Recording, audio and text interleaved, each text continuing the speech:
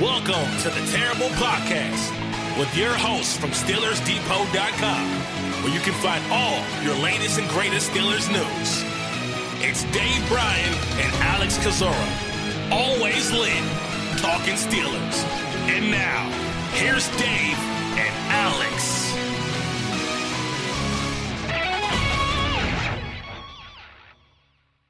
Welcome to the Terrible Podcast, Season 9, Episode 85. He's Dave Bryan. I'm Alex Kozora, SteelersDepot.com. I know, Dave, you are getting ready to head out Florida way, so this will be our last podcast for a little while, but how you doing, Dave? Doing fine. Just running around crazy already this morning. Got so much things to try to make sure I take care of before I go and all, and generally not looking forward to my trip, but it's one of those things that need to be done, taken care of, go back home, check on Mom, and get a few things done around back home way and all like that. But yeah, we'll get today's knocked out. There will be no show on Friday. We will resume when I get back in town next week. So next Terrible Podcast episode will be a week from today. All right, Dave, let's jump right into it. And, we talked about it last week, and you really convinced me to really pay close attention to the AAF. I watched, I think, 3 of the 4 games. So what did you do? Were you pretty invested in the new league this weekend? Yeah, I was. I watched, well, I couldn't watch the 2 at one time, but I went back and thumbed through the one of them. So, yeah, I think I watched 3 of the 4 as well, too. I went back through and kind of fast-forwarded through the one that I didn't watch live. I guess that was the Orlando game Saturday night there. But, yeah, I gave it a shot, and it has my interest, and I think I'll resume watching it moving forward. There obviously the ratings were good, as I think many thought they would be. Kind of the curiosity aspect of it and the new rules aspect of it. Without a doubt, that didn't surprise me. But I think the thing that needs to happen moving forward, the ratings are going to drop this week. This coming weekend. The only question is, how much are they going to drop? And I really think that the thing that stood out the most to me in these games that I did watch was the quarterback play has to, league-wide, has to get better, and I'm not sure if it will. And the offensive line play needs to get a little bit better. You can't have all these low-scoring defensive games. If you're going to want to attract more viewers, or you see what I'm saying? So, do you need more splash plays? There was some good defensive play around the league, individual defensive play. A lot of it, or some of it was a result of poor quarterback play, but we saw some good defensive play. But I think the offense needs to step up, and especially the quarterback position. And I'm not convinced that's going to happen. So it'll be interesting to see moving forward how the ratings of this does. It's football. It's something to watch. I tell you what I like the most, and I know at first it wasn't kind of appetizing because of kind of his mellow, kind of real not caring delivery. But Marvin Lewis, what's the word I'm looking for to kind of describe? He was a boring personality. Yeah, but he gave good information, Yes. and he sort of warmed up to it as the game wore on there. I like to hear him talking about the defensive coverages and those kind of things. So I think if they're able to get him a little bit more enthusiastic, Tony Romo, he is not with the enthusiasm there, but the information that he was giving was very good. And I will most definitely tune in, or at least replay every game that he does, for the sheer aspect that I love to hear coverages broke down and those sort of things. So, overall, I guess I'd give it a grade, I don't know, a B-. I guess it's kind of what I thought it might be, but it'll be interesting to see how the ratings do moving forward.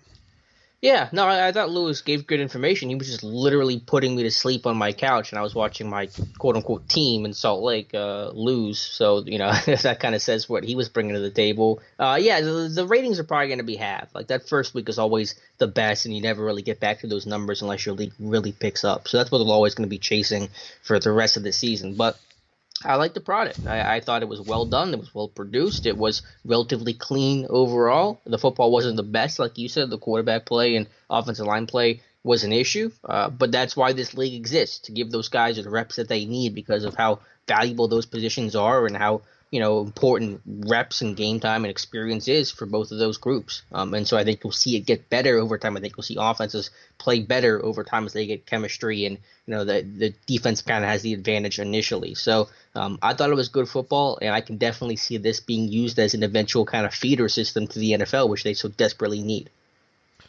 Yeah, now look, I don't know if there's going to be enough room for all these, for the XFL and all of them. So I can see one of them emerging out of this, and being as how the AAF was first, and it seems to have appears to have a little bit more cooperation from the NFL. Mm-hmm. I just don't see how we're going to get multiple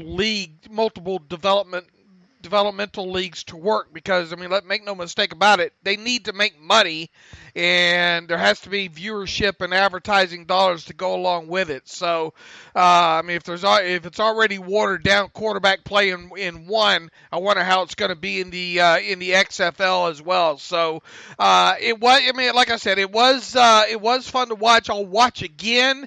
But unless they get some quarterback play and some offensive line play moving forward, I don't know. The diehards, a few of us diehards will stick after. I don't think we'll set the clocks, the alarms by it. But it'd be fun to go back through the tape. And hey, look, a couple former Steelers had some good showings this past week.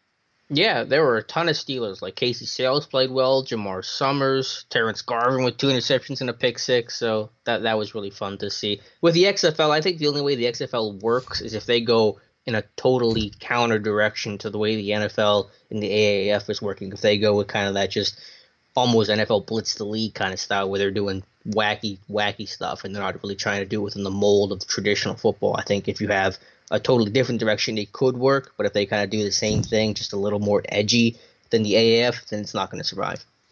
Yeah, I find it hard to believe that it's going to survive anyway. Because there's only, here we are going into the summer. People have lives, believe it or not. They don't stay glued to the television or to the computer like you and I do, watching tape and all like that throughout the off season. But it is a nice break, something to do on a Saturday night or Sunday, because let's face it, really for me, there's not much to watch on Saturday night or Sunday off, during the off season. So it is a break from what I would normally be doing, I guess, which would be having my head buried in the computer watching some tape on draft prospects. So I think the diehards will be there watching it. Mm-hmm. Once again, it'll be interesting to see how the ratings click down from this past week, by about week 3. Yeah, it was a good start for the league, though. I think it got positive reviews overall. You like their transparency with their hearing the referee make the call and the sky judge and all that. I think those were cool ideas the NFL might adopt pretty quickly. Yeah, I think so. Although I think they still missed the one call that they looked at there. But yeah, I'm on board with that. Now I don't know. How far are we away from removing the kickoff from the NFL? I don't know. But. That and the 2-point conversion, I think we could be heading to that eventually, maybe with the NFL. Obviously, I don't think we saw. Did we see any in lieu of the onside kick, which is not allowed? Did we see any? I don't think we saw any team go for that fourth or whatever. Yeah, it didn't happen. 12, but I think that's another interesting aspect of that league as well too. Look, it was football. So once again, if they get better quarterback play moving forward, it'll help the league.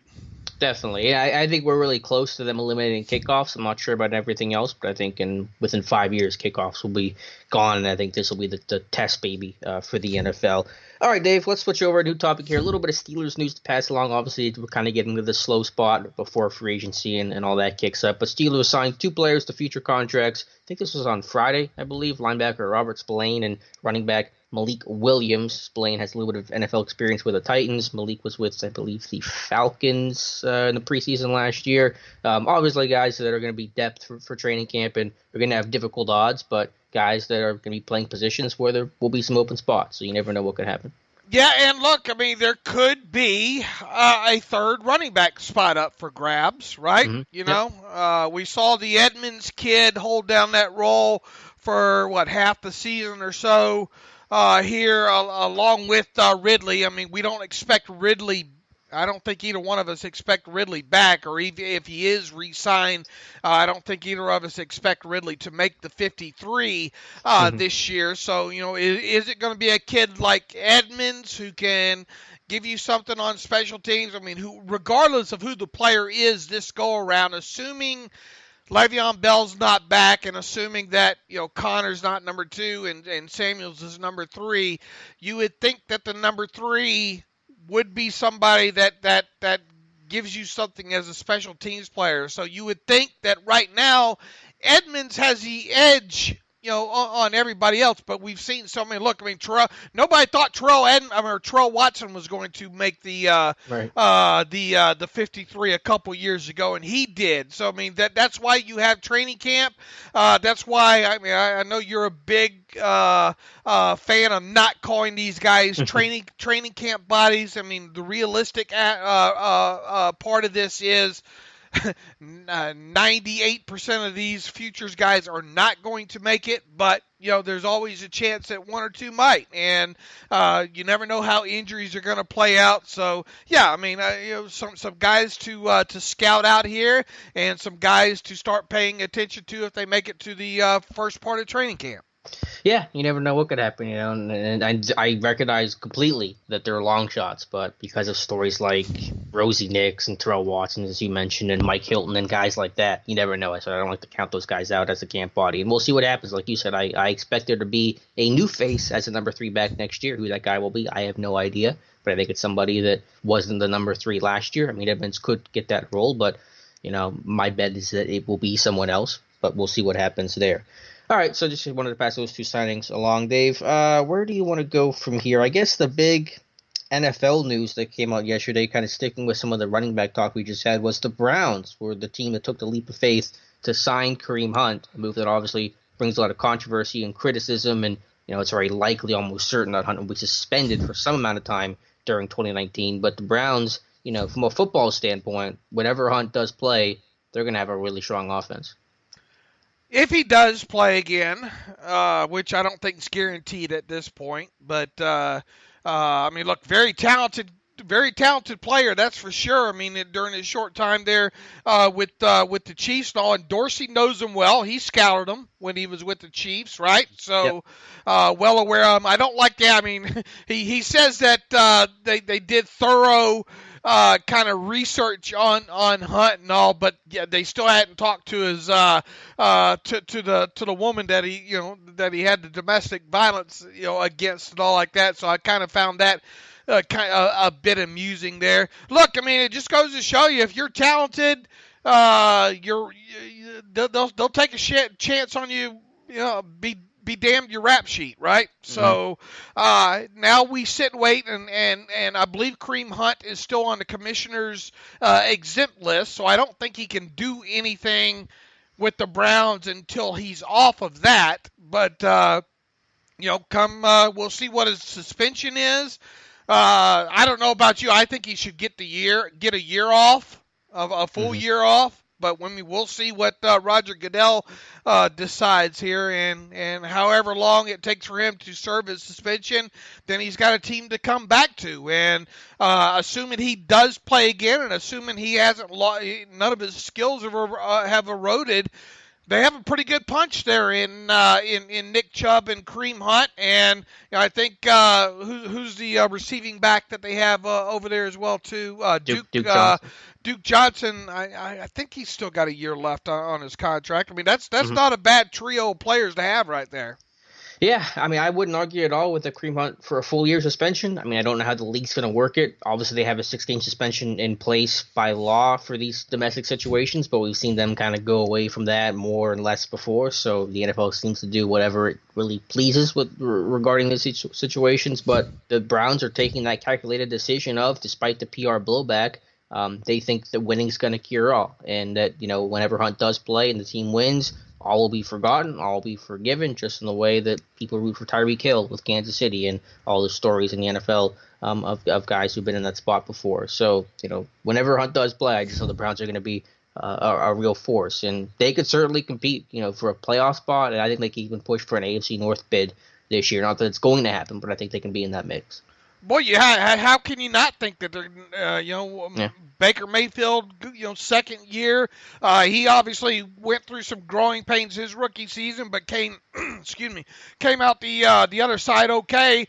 Would have liked to seen him play a little bit better in that season finale against the Ravens, but a good Ravens defense nonetheless. So he'll grow from that. I mean, defensively, I think the biggest question marks about them might be on a defensive side of football. Obviously, losing Greg Williams, who very aggressive defensive coordinator. He's now with the Jets. It'll be interesting to see if they take a step forward or take a step backward on a defensive side of football this year. That might be the biggest question mark with them because one would think that their offense will be able to take the next step forward. Yeah, but there are some good cornerstone pieces defensively with Denzel Ward and Myles Garrett. I think there's some work to do at linebacker, maybe a little bit of work to do at safety. I thought Randall played reasonably well last year, but it's a team on the rise. There's no denying that, and they are not the same old Browns anymore, and that's for dang sure. All right, Dave, I know we're jumping around a lot today because it's just that off-season feel where you're just trying to, find something solid to talk about. You've done some really good contextualization, which I know has really been appreciated by our readers, and I'm glad that people show the support and write the comments they do in some of these articles that you post, because I know they take a lot of time for you, Dave. But you've studied Mack Wilson and Devin White and maybe some guys that I'm missing, some inside linebackers that could be in the mix for Pittsburgh, obviously still a crucial position of need. Are you feeling any sort of favorite from what you've seen from these inside linebacker groups? Well, I don't see, after going through and the contextualization, which, by the way, it includes all really statistical plays other than quarterback hurries. In other words, it includes tackles for losses, sacks, interceptions, passes defensed, and forced fumbles if they had any. So, you would think within those 5 statistical categories, you're going to have a good slew of plays. And I think, anywhere from like 20 to 30 between the 3 people that I did. And it's really the top three linebackers at the top of the class: White, Mack Wilson, and Bush out of Michigan there. I think, after watching these guys as much as I did, I have them White, Wilson, and Bush is my rankings. Now, I think White is a slam dunk first-round guy. I have my questions, though, about Wilson and Bush about being slam dunk guys. Wilson, with Wilson and Bush, you just don't see the play. You don't see them making a lot of big plays. Okay, with those two, you see that more so with Devin White. You see more of the sideline to sideline with Devin White. I think now Devin White is not without his warts. He has some processing issues, I think. And look, all 3 of them, I think, have issues getting off of blocks. I think Mack Wilson may be the least trouble of the 3.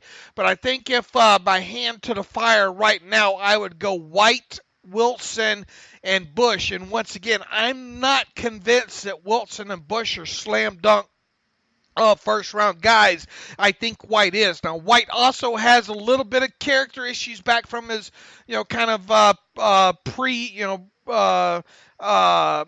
pre-college days, I think, if you will, that need to be looked into, but I don't think they're anything overly serious with him. I think all three of these guys would pass the mustard test when it comes to the Steelers. Once again, though, I'm not. I mean, look, we've seen the Steelers take some second round, even third round guys, what we viewed in our eyes as first round picks. But these are the three guys, I think, if you're talking about an inside linebacker, that it would come down to. Bush, look, I don't know. What's he going to measure in at, Alex? I mean, he looks 5'11". small. Yeah, I don't. Do you think he's really going to measure in at 5'11" at a combine? I'm thinking more like around 5'10", 4. Which is 5'10" and a half. He looks small. Mm-hmm. So let me ask you a multi-part question. With White, do you think he gets to 20? I know that's a really difficult question to answer in mid-February, but where do you think? Do you think he has a chance to fall to 20? I'm not going to beat her. I don't know. Yeah, I really don't. I think he would, to be honest with you. I hate getting into that he ain't gonna be there.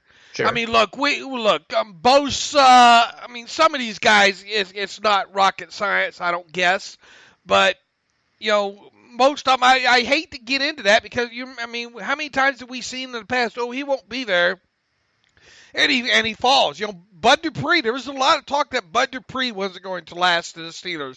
There was a lot of talk, obviously, years ago. David DeCastro, Marquise Pouncey. I mean, that's why I hate to get into this.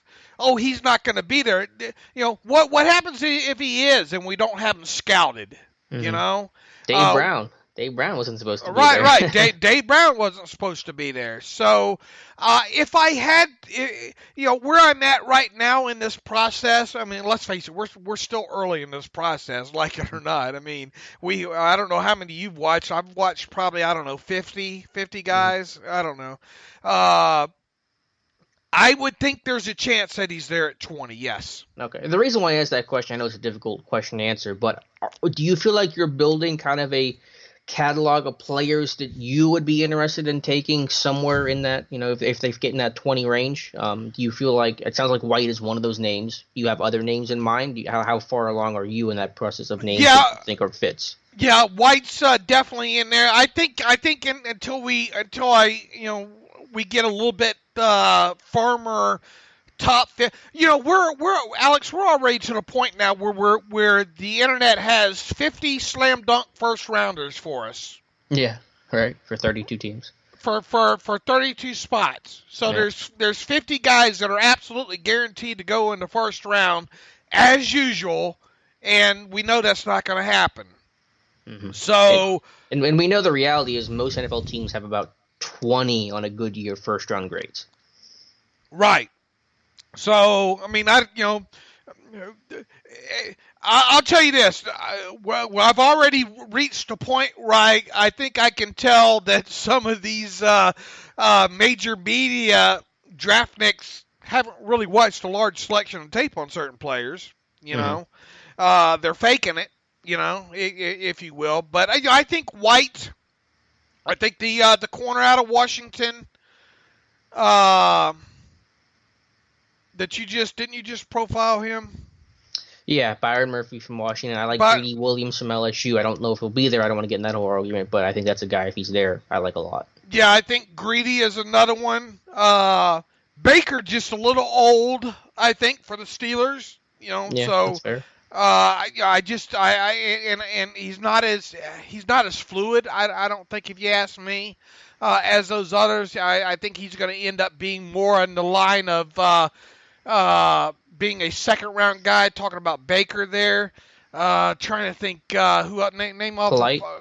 You have Polite in that list. Yeah, I have no doubt in my mind that I think that he would still be on the board at 20. Sure, but is he a candidate for 20? Is a better right now I think he has to be, knowing the Steelers.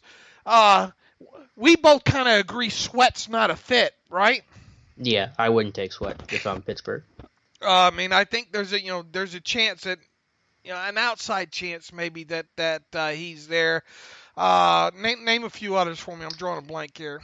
Well, that was basically my list right now. I mean, I have to watch more Devin Bush and Mac Wilson and Devin White because I know a lot of you guys have taken the off-ball linebackers, but I really kind of have a loose list right now of Greedy Williams, the LSU corner, Byron Murphy, the Washington corner, Devin White potentially, and then Polite from Florida, the edge guy. Those are kind of the four that I'm looking at right now. And then Baker, I have to think about more. I like Baker. Do I like him enough for 20? Yeah, I agree that it's probably unlikely for Pittsburgh, but I kind of like him, so I don't know exactly where I come in on that yet. What about either of those couple of top tight ends? Nah, I wouldn't do a tight end. Even if you lose Jesse, I wouldn't do a tight end in the first. It's a good group. If you really want to go tight end, you can wait till day 2. You know, Fant or who's the other one that seems Hawkerson. to be... Yeah. Both Iowa kids. So that's you say there's no way that happens. Yeah, I'll stick my neck out. I'll say there's no way tight end happens. You know, those are both some interesting players for sure. Mm-hmm. I have to dive in a little bit more into each of those. But that's where I'm at right now with these guys. I mean, I think some of these other guys that we've looked at and have had profiled on the site are out of the first round type of guys. I mean, I like that. Who was it? Draymond Jones that who did him? Tom, but he's a much later. I think he's projected 3rd or 4th round kind of guy. I mean, that would be an interesting kind of depth guy to have. A little bit better pass rusher, or in my view, a better pass rusher than he is against the run. But yeah, I mean, I think we've hit on the kind of names right now. Now, when we get into some more of these, I mean, what about the safety, the top safety? I'm drawing a blank on his name. I don't know who you're talking about. Adderley from Delaware? Yeah. I mean, is too much of a small school guy?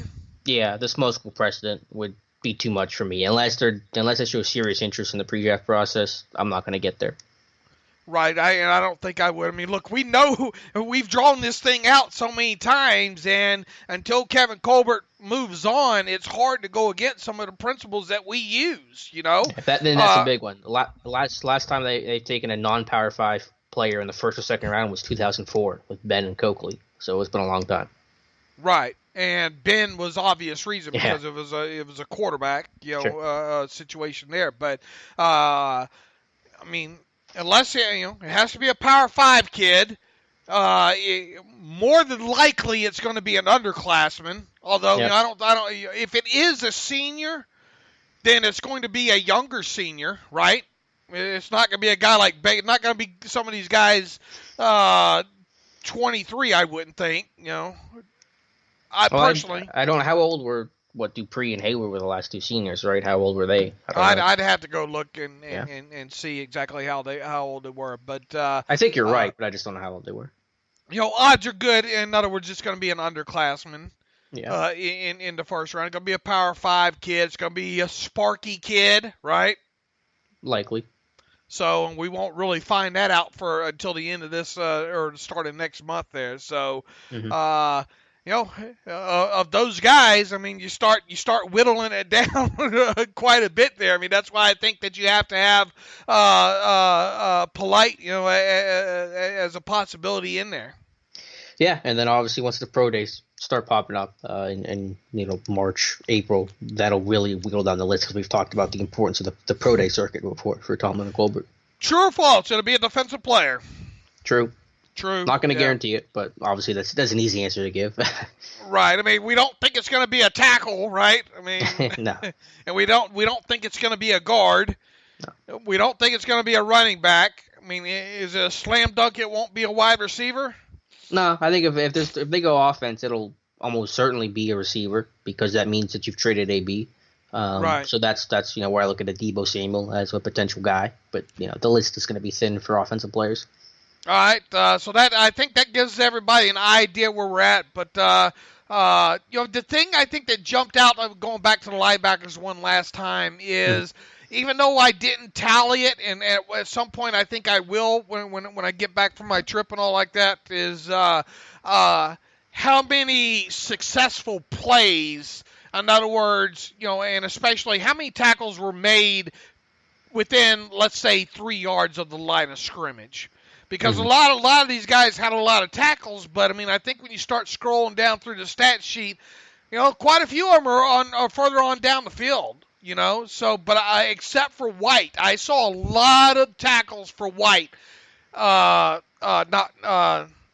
White. I'm already Bush. Getting Bush or no, Wood? no. White. It is White. I saw a lot of tackles for White within 2 yards of the line of scrimmage. Now, obviously, I just in the contextualization, I only included tackles for losses. I did not include tackles for no gain or the tackles within 2 yards. But I think when you pull a statistical snapshot on these guys, I think you're going to find that White made the most plays within 2 yards of the line of scrimmage as far as tackles go.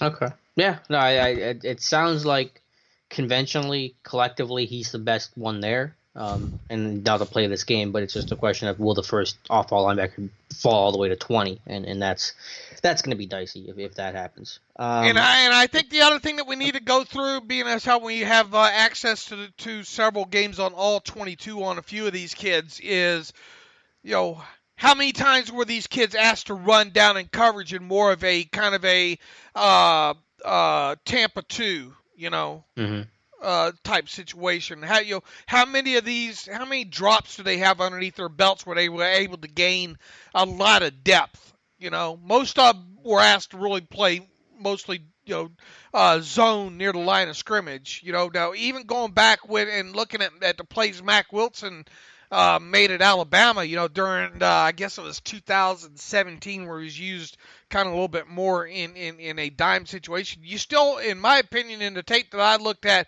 you don't see a lot of them running, covering people down the seam or down the middle of the field vertically. Yeah, I'll have to dig into it some more, but that's going to be obviously a big question because you're looking for a 3-down guy. You're looking for an all-situations player. You're not looking for just a role player or niche guy or does this okay, doesn't do this well. You got to find that complete package, and that's going to be the challenge for this team. All right, Dave, let's hit on our weekly or podcast daily AB segment. Peter King had an article out yesterday talking about AB's trade value. I forget the specific language that King used, but it basically said, and correct me if I'm wrong, that AB's trade value might be a lot lower than some of us think. That's what he thinks. He says, I think the market for Antonio Brown might be low. The Steelers could find their best option to keep him, even if it means they have to cut him in October if he becomes disruptive again. Brown's a gamble, but the upside, if he can be reined in, could well be better than getting 30 cents on the dollar in a trade because teams don't trust him. Well, that's not groundbreaking news there, Peter King, that if they can rein him in. Yeah, if they can rein him in. Are you convinced that the Steelers can rein AB in right now? So far, that mission's not going too hot. No, it's not. The guy can't stay out of the news. And look, as I try to reiterate every time we talk about him, he's not guilty of anything other than today of speeding down McKnight Road. Other than that, that's it. Now, there is a lot of baggage that goes along with him. We saw a team trade for Martavis Bryant and trade a third-round pick for him. We see a team go out and sign a player like Kareem Hunt.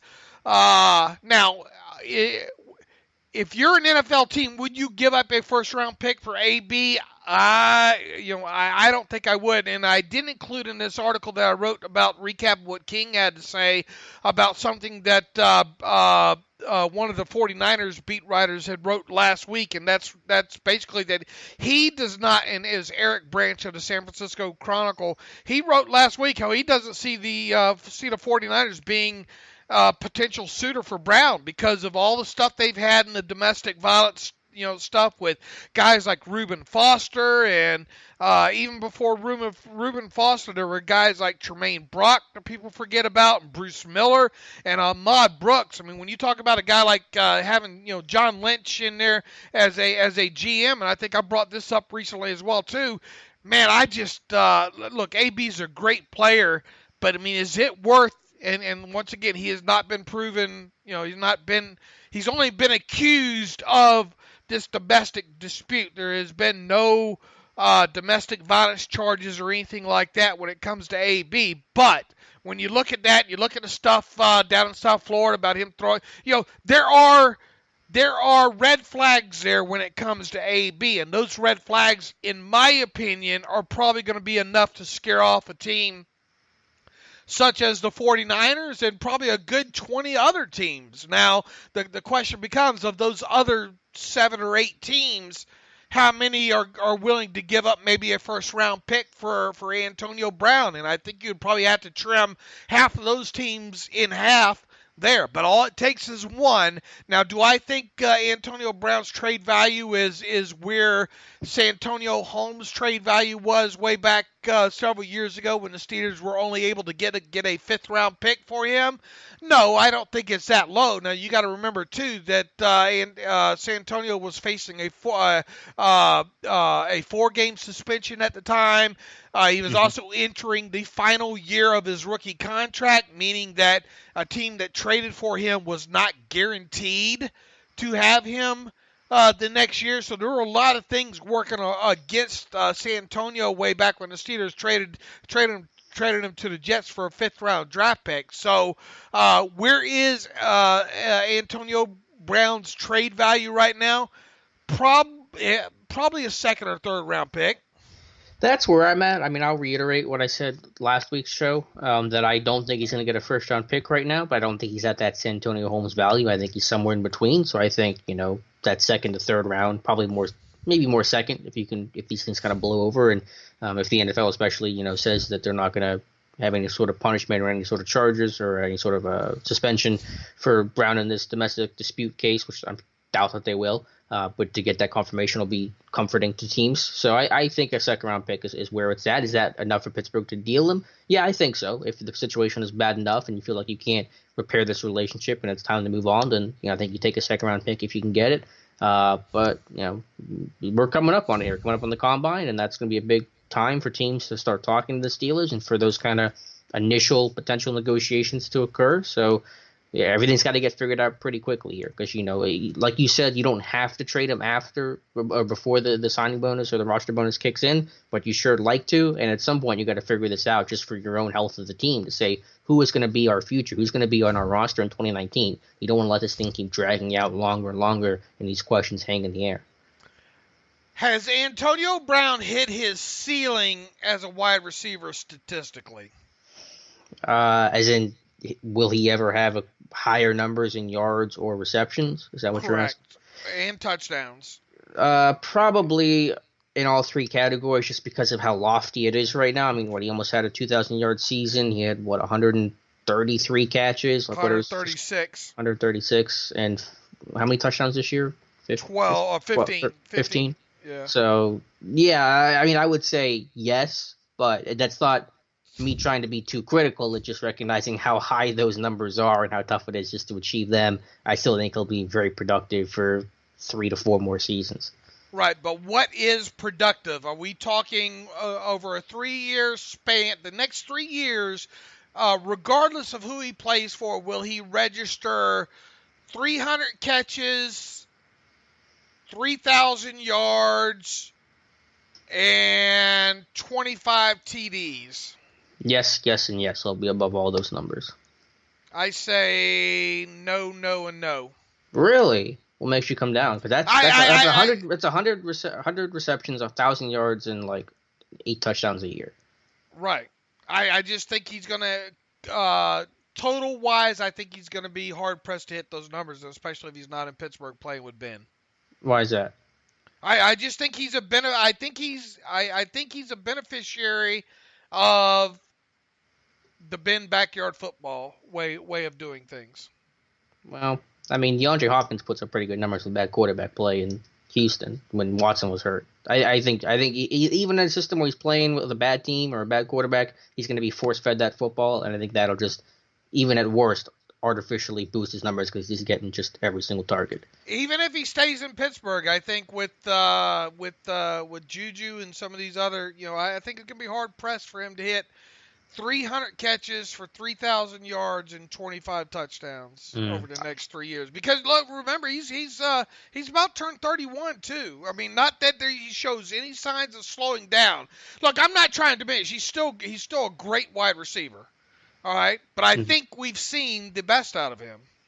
Yeah, I mean, I think you could say yes, you've seen the best out of him, which is how I answered the question. But I think he can get more than 1,000 yards a season. I mean, I think that's coming in pretty low. So I'll disagree pretty heavily with that assessment. All right, what else we got? Well, we got 4 weeks to go, almost 4 weeks to go until the start of the new league year. So I don't know if we're gonna find. I mean, the Steelers aren't going to tip their hand before that, probably. Well, I'm curious. I'm sure the Combine will bring some rumors. I don't know what direction they'll be, but that's when people talk, and you got every GM and coach sitting together in the same area, in the same city. So, I think that's when we might hear something come up. I don't know where it's going to go. Well, we're going to hear something, but it'll be the Captain Obvious stuff. Steelers are shopping Antonio Brown, Yeah. I don't think we're going to get more concrete, but. I don't know, but maybe. I mean, who knows? The other thing we were going to talk about before we get to some reader emails, Dave, was you wanted to talk about the tackling, and I think that is one important aspect and one tip of the cap to the defense we should give this year. The missed tackles were a huge problem in 2017. They really improved that. PFF has the numbers. They had 147 missed tackles in 2017. They went down to 86 in 2018. In 2017, they were the worst, had the most missed tackles of any defense. This year, they were fifth. We have our Josh Connie track the numbers, and those basically bear out the same results. So that is one improvement for the Steelers defense, is the missed tackles were way, way down. Going back to the cornerbacks in this year's draft class, you've looked at Greedy and looked at Murphy, and you probably looked a little bit at Baker. Where are you in ranking these guys? I would go Greedy 1, Murphy 2, probably Baker 3. I got to go through. I have done a full report on Baker, so I'm pretty comfortable talking about him. I just want to make sure I'm not missing anybody else. But it's a good cornerback group, and I'm trying to go through as many as possible. I've looked at the Clemson kid, Mullen, the Penn State kid. I've gone through a ton of these corners. But Greedy, definitely number 1 for me, the complete package. If he's there at 20, I'm running the podium, and I'm putting the card in for him. I may trade up for Greedy Williams, potentially 5 or so spots. But I like Byron Murphy as well. I like Baker a little less. He's kind of in that next tier. But it's a good cornerback group.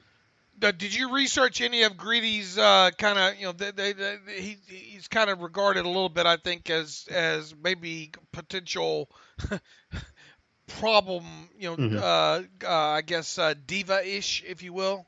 Yeah, that's not, because I know you mentioned that before, and so I was trying to research that. I just couldn't find anything. So there's no suspension, there's no arrest. Maybe there is a character, like you said, the diva stuff. I couldn't really find anything, but there's not any super obvious character red flag that might turn their team off. All right, we'll continue on breaking some of these guys down. Interesting stuff on coming out of Mason Rudolph's mouth, I think, this past week, right, or a week or two ago. Yeah, just him being confident, saying, how much the game slowed down. A little bit of the cliche stuff, but basically saying, the first month my head was spinning and then it slowed down, and by the end of the year I felt like I could play now. So we know Rudolph's spot. He's going to battle Josh Dobbs for that number 2 role next year, and we hope and we expect Rudolph to win it, and if he doesn't, that's going to be a problem. But it's not guaranteed either. Dobbs is going to make his own strides. He's gotten a lot more practice reps this year, got to play in NFL games, so he's going to have the advantage in that regard. Rudolph's going to have the advantage of going from his rookie to sophomore season, and that's where you make usually a big jump for any rookie, especially a quarterback. So we'll see what happens, but obviously 2019 is going to be a big year and a big camp and preseason for Mason Rudolph. Yeah, and once again, I think we've hit on this a couple of shows ago. We both expect Mason Rudolph to win that number 2 spot this year, and we'll both be very disappointed if he doesn't. Yeah, I don't know if I'd say I expect it. I mean, I'm hoping, and that's ideal, but it's going to be an open battle. I don't think Rudolph will be handed anything. I think he's got to earn it, just like any other quarterback has to. But that's the ideal situation, and Rudolph does come up the number 2 guy. Okay, what else do we have?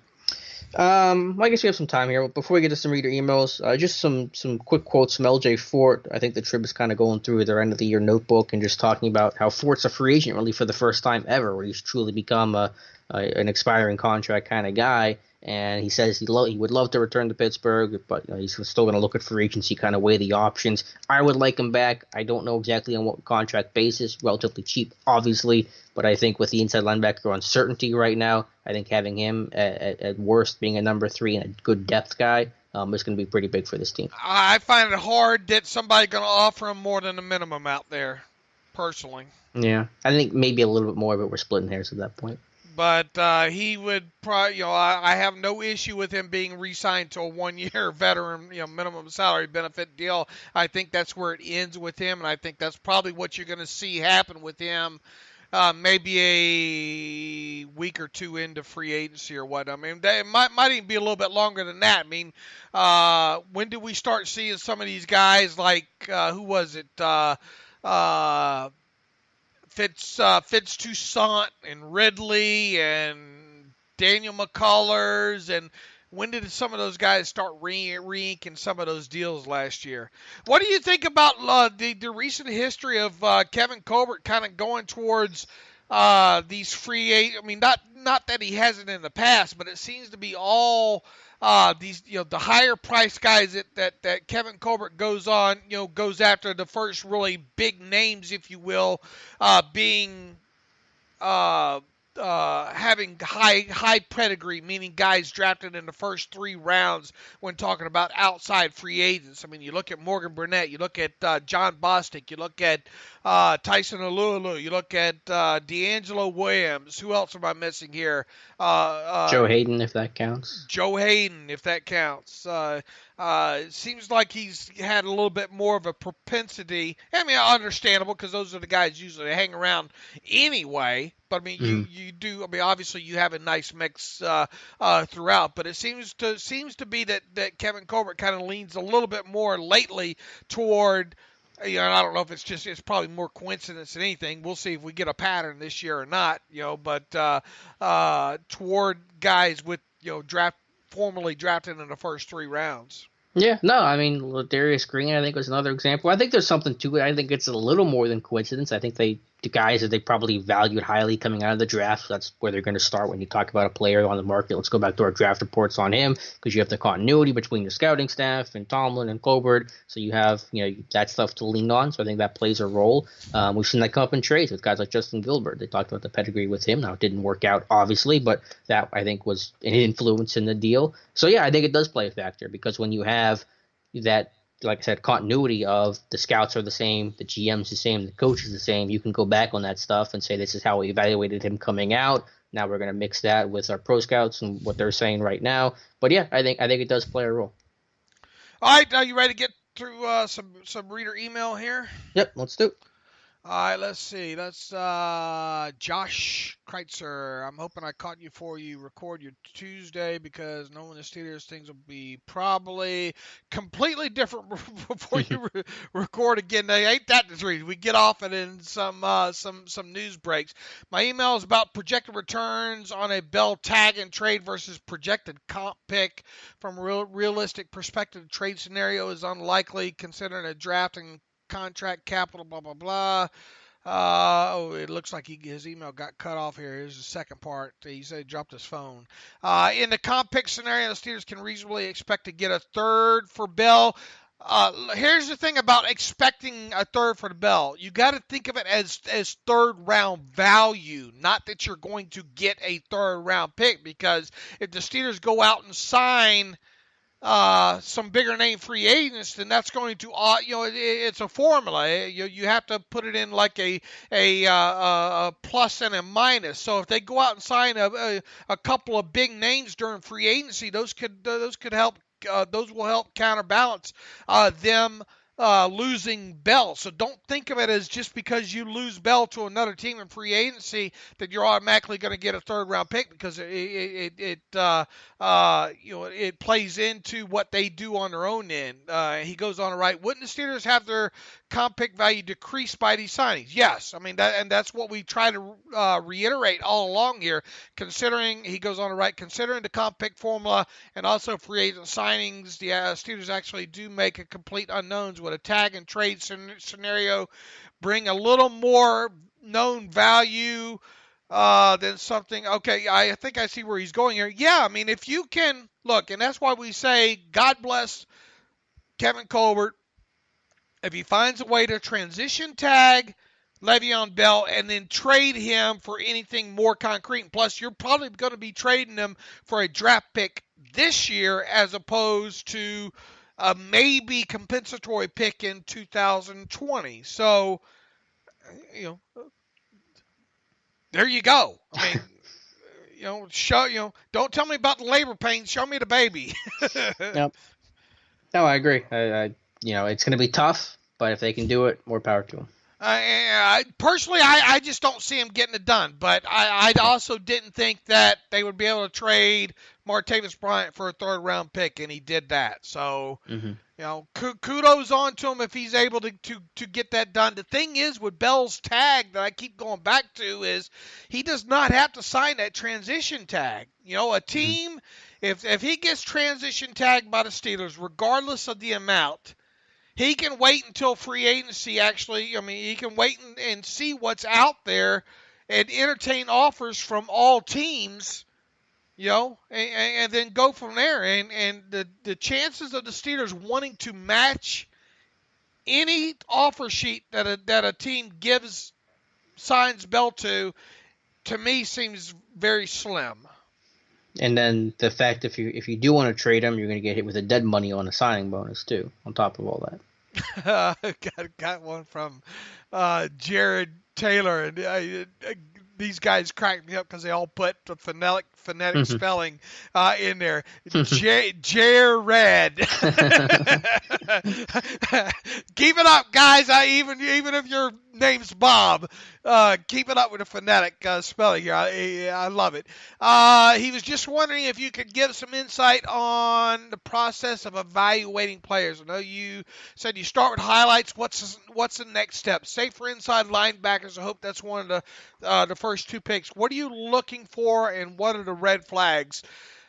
I think that you should, with every player, you should start with their highlights and the positive plays that they make, because I think it's always good to find out what a player can do first as opposed to start trying to tear them down. Because the more you watch these players, in my opinion, the more you come away with even more and more.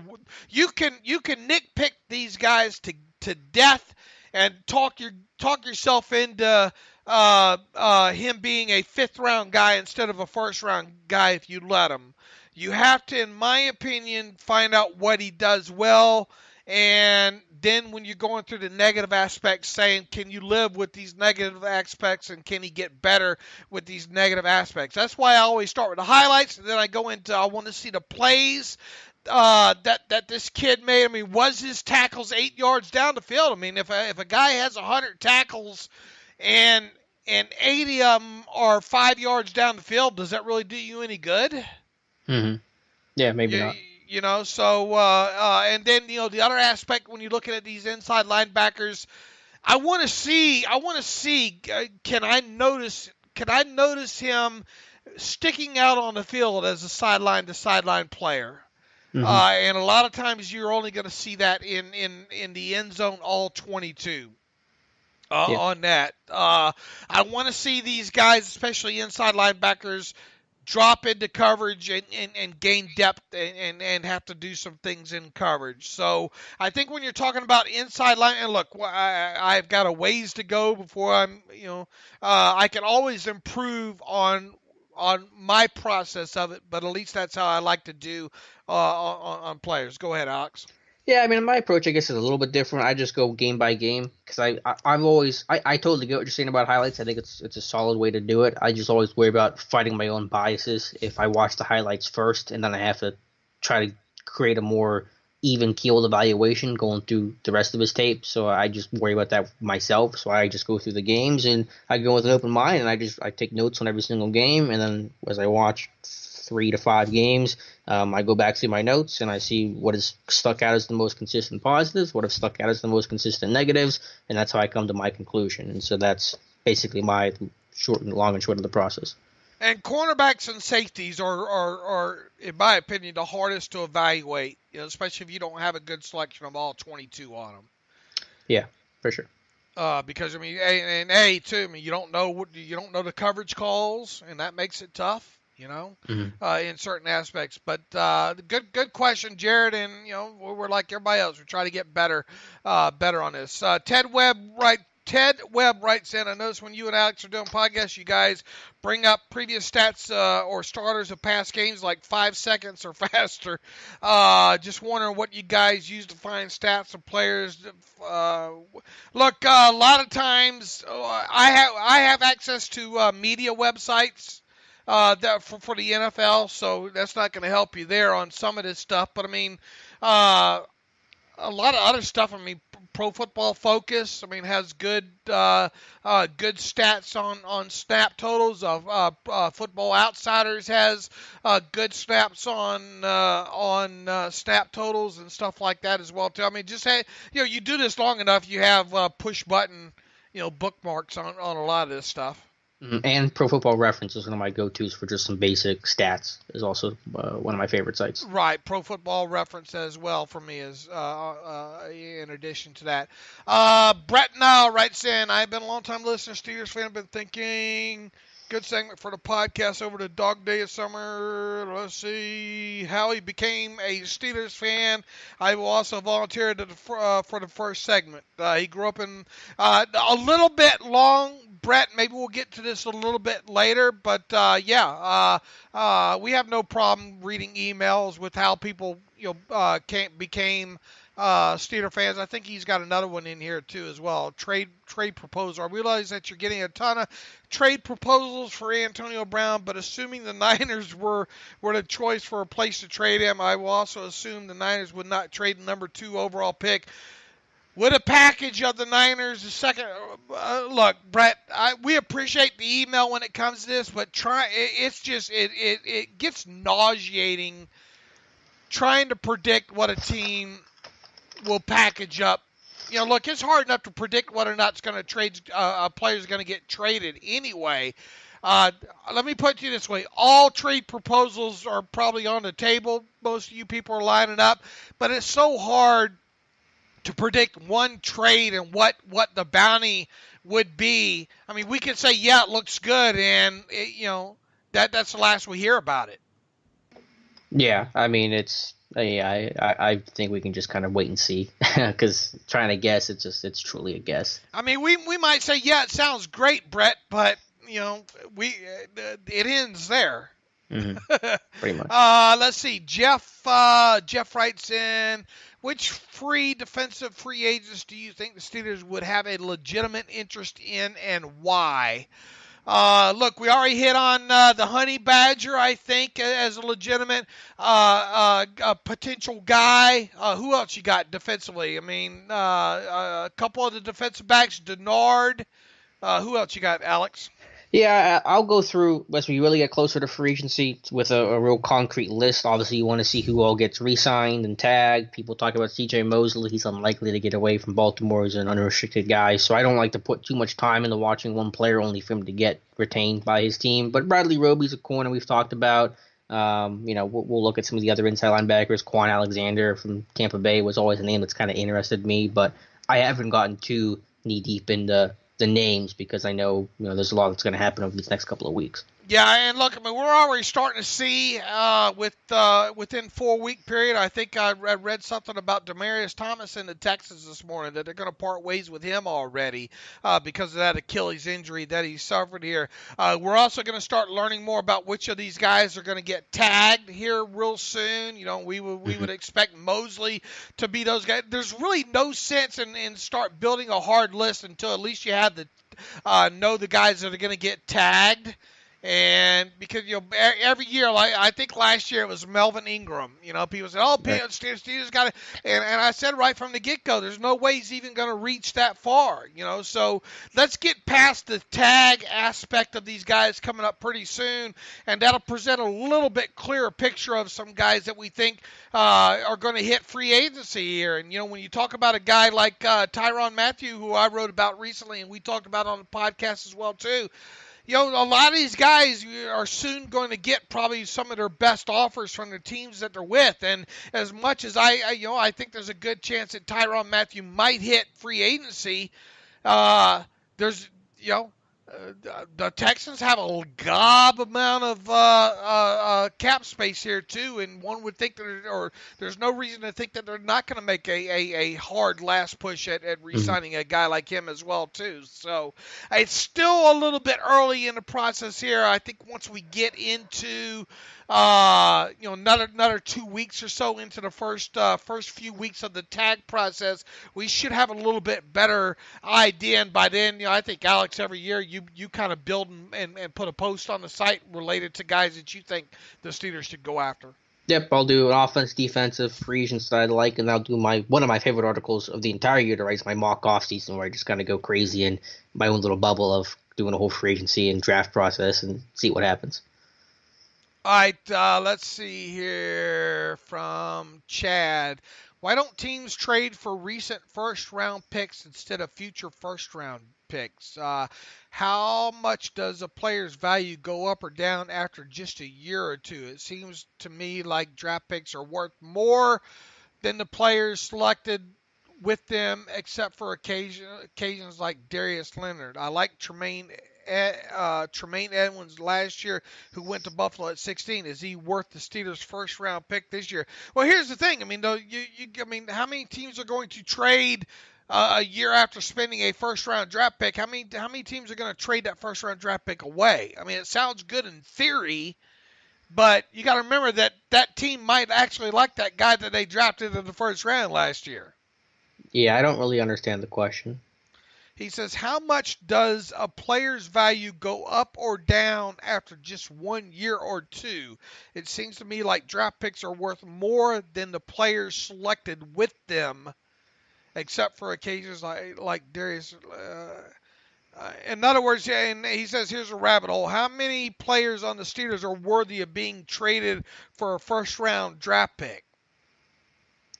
A handful, I guess. I mean, the obvious ones, like Ben and Hayward and guys like that. I still don't really totally get the question. I mean, teams aren't going to trade away their first-round draft pick. Like, Tremaine Edmonds is not going to get traded a year into this thing. I mean, I think I generally agree with the idea that teams probably value their draft picks a little too high, because really does it justify it? But that's just the way the league goes, because everyone wants to have that draft pick to tell the ownership, hey, we have these picks and we're going to make them work. We're going to get the right guys. We're going to turn this thing around. So that's just an issue league-wide. I think people play too much Madden. Yeah, maybe.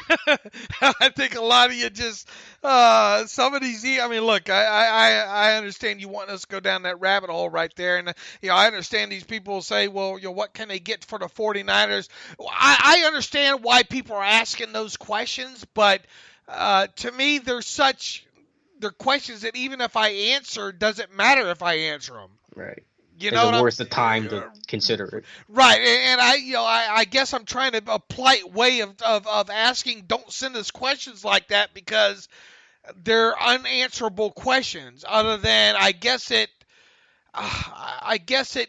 gives what am I trying to say here? It gives credence to the person. I guess it pacifies them for thinking that a trade like that could work. If we say, yeah, it could work, I'm trying to find a polite way to answer that. But look, I mean, there's no way to answer questions like what can they get from a package, this pick, that pick, that pick. And that's why Alex and I really don't enjoy answering questions if you want to ask, do we think there's a chance AB could be traded? Well, that's a totally different question. But instead of trying to come up with an exact package, it really makes it tough on us. Yeah. All right, Dave, any more emails, or is that the list? I think we got most of them there narrowed down for this trip until, we have plenty of time until next Tuesday's podcast. So if you come up with some good ones not related to A, B, and, stuff that are more concrete, for us to wrap our minds around, send them along to theterriblepodcast@gmail.com. We'll see what happens. I'm sure we'll have plenty to talk about within a week's worth of time here by next Tuesday. In the meantime, you can follow me on Twitter @Steelers Depot. You can follow Alex on Twitter at Alex_Kozora. You can follow the show @Terrible Podcast. Email the show theterriblepodcast@gmail.com. If you like what we do, you want to donate to the cause, go to SteelersDepot.com, hit donate hit that donate button up right navigational bar.